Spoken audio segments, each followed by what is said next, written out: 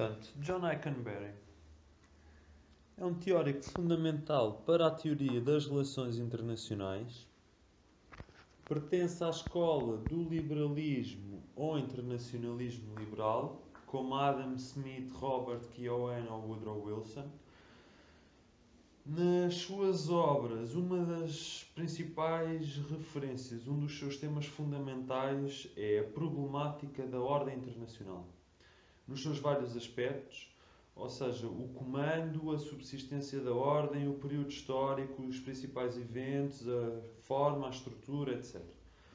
Portanto, a ideia principal à qual o autor pretende responder reside no facto da existência de vários Estados e a sua coexistência. Ou seja, existem vários Estados na ordem internacional e eles têm que coexistir pacificamente. A ideia de como criar uma ordem internacional e como mantê-la no panorama das relações internacionais. O autor afirma que os grandes momentos da história têm surgido após o final das grandes guerras. Deste modo, considera que a criação de uma ordem política internacional, após um grande confronto, é um problema fundamental nas relações internacionais.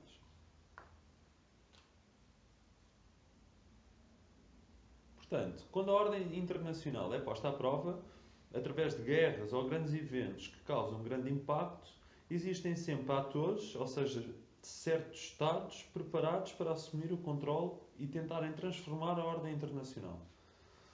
Por exemplo, os Estados vencedores dos grandes conflitos têm sempre conduzido o rumo da ordem internacional.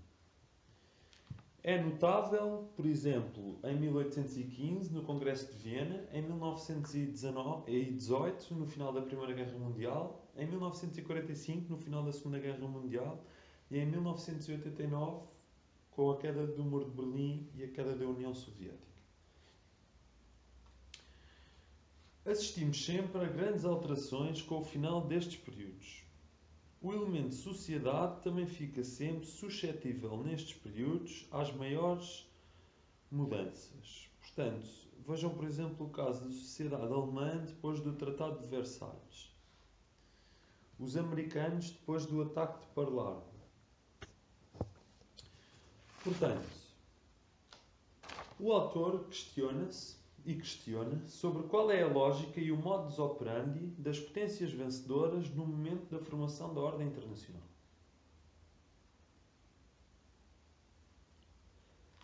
Por exemplo, é aquela lógica das potências vencedoras no final da Primeira Guerra Mundial, quando aplicaram um severo programa de anulação da Alemanha na ordem internacional, que mais tarde se revelou na subida ao poder do regime nazi. Ou seja, a associação, a população alemã sentiu-se fora do panorama internacional, com graves crises internas devido às indemnizações de guerra e à perda de territórios, que levou também à perda de contribuintes e à perda de indústria. Com fome e com frio e com a economia devastada, qualquer sociedade é suscetível em aceitar qualquer mudança que os leve para um caminho melhor. Portanto, eu penso que isto é uma ideia fundamental, ou seja, qualquer sociedade que se encontre numa associação extremamente debilitada e ostracizada por todo o panorama das relações internacionais, é normal que, de algum modo, se revolte e tente arranjar alguma maneira para conseguir dar a volta a essa situação. Não é? Portanto, assim, os vencedores parece-me que não deveriam ser tão severos na aplicação e condução da ordem internacional. Ou seja, não continuar a política de injustiças, mas sim uma política de controle durante determinado tempo, com sistemas de checks and balances e aproximação dos vencidos à ordem internacional.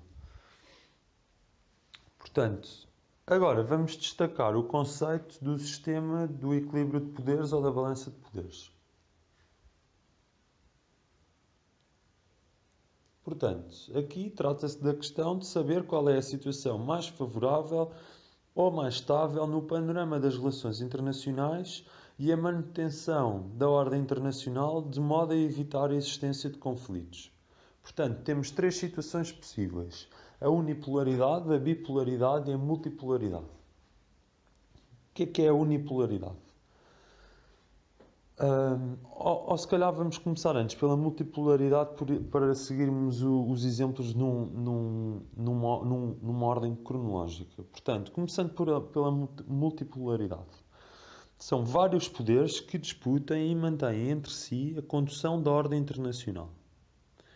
Portanto, um exemplo pode ser o período do pré-Primeira Guerra Mundial, onde vários impérios tentavam discutir a supremacia da ordem até que chegamos ao confronto bélico instalado.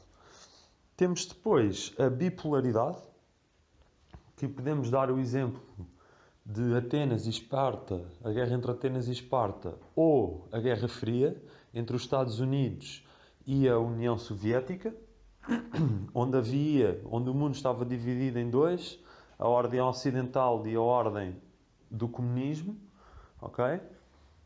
E temos o terceiro exemplo, a unipolaridade. Portanto, a unipolaridade é a existência apenas de um poder hegemónico, é a situação dos Estados Unidos no período entre 1991, do final da Guerra Fria, até 2001. Portanto, é necessário entender que a história se repete, é um ciclo, não é verdade? E ainda hoje tentamos descobrir qual é a situação mais estável no panorama das relações internacionais. Portanto, a ordem atual unipolar dos Estados Unidos caminha normalmente para uma ordem que apresenta desvios para a multipolaridade. A questão deste momento sobre qual é a estratégia a seguir pelos Estados Unidos, a política de enlargement ou retrenchment, o autor tenta perceber como é que a ordem internacional de 1945 resistiu às mudanças causadas na Guerra Fria. Portanto, de algum modo, a criação da ONU e do Conselho de Segurança são fatores que sustentam a manutenção desta ordem. Mas é necessário dizer que é uma ordem que tem que apresentar evolução, ou seja, vivemos no panorama do final de 1945 e agora desde 1991 da unipolaridade dos Estados Unidos. Mas ainda assim é uma ordem que tem que evoluir e notamos que a ONU precisa de evoluir também. Portanto, aqui a resposta cai na pergunta: quando e como vai acontecer uma reforma da ONU e do Conselho de Segurança? O autor explica-se que nem os Estados Unidos procuram aumentar o seu poder através de estratégias militares ofensivas, nem as potências europeias, a Rússia ou o Japão, se sentem excessivamente ameaçadas pela hegemonia americana. Contudo, vivemos num sistema considerado anárquico, visto que não existe um governo mundial. A política internacional é estruturada pela anarquia. Cada Estado é responsável por si próprio. O sistema internacional é composto por unidades que olham entre si, que são os Estados, e têm como objetivo principal a sobrevivência. Os Estados sentem-se permanentemente ameaçados por potências e potenciais ataques de outros Estados. Portanto, temos aqui a situação do dilema de segurança. O Estado A e o Estado B. Portanto, o Estado A receia B, logo o B receia A. O A, com receio de B, começa uma corrida ao armamento. Nesta situação, B também vai para a corrida ao armamento porque tem medo que A o ataque. O resultado deste conflito é sempre a guerra. Assim, conclui-se que a manutenção da ordem internacional tem estado muito dependente da criação de organizações internacionais, algumas com poder supranacional, cujo objetivo é manter a paz e a segurança internacionais, na ordem internacional. Portanto, o autor afirma que existe uma concepção excessivamente materialista da política. As grandes potências adotam sempre estratégias políticas ofensivas de modo a conseguirem a estabilidade da ordem internacional. As potências hegemónicas procuram constantemente aumentar o seu poder. Neste paradigma, os outros autores estão controlados porque receiam pôr em causa a potência hegemónica porque se sentem permanentemente ameaçados. Ou seja, isto é o caso do panorama que vivemos hoje com os Estados Unidos. São a potência hegemónica e estão sempre a ser desafiados por outros poderes, como por exemplo, agora em certa medida, o Estado Islâmico. Como resultado, inicia-se um processo de resistência ao poder hegemónico. Este é um fator comum à queda das grandes potências hegemónicas. Nos dias de hoje, não se fazem distinções entre interesses vitais e interesses secundários. Basicamente, todos os interesses são vitais para a sobrevivência de cada Estado. Existe uma segurança, a força militar, já não é usada entre Estados desde a mesma região, em assuntos em que a interdependência complexa irá prevalecer. Ou seja, hoje em dia, mais facilmente são lançadas sanções económicas de todo e qualquer tipo de caráter de sanções antes de se ir para a guerra. E esse normalmente é um fator dissuasor dos conflitos. Ainda mais quando os países estão na mesma região, ou seja, não há interesse nenhum em Portugal e Espanha começarem uma guerra. Por muito grandes que sejam as divergências num determinado assunto. Ou seja, a interdependência complexa é tão grande, nós dependemos da Espanha em tantos outros setores e a Espanha igualmente, que não valerá a pena instaurar um conflito bélico, ou seja, é uma dissuasão do conflito, a interdependência complexa. Portanto, existem mecanismos cada vez mais fortes sobre bloqueios económicos, sanções às exportações e importações que enfraquecem as ideias dos Estados em relação ao confronto ou resolução dos conflitos pela força. A balança de poderes é positiva para a pacificação da ordem internacional.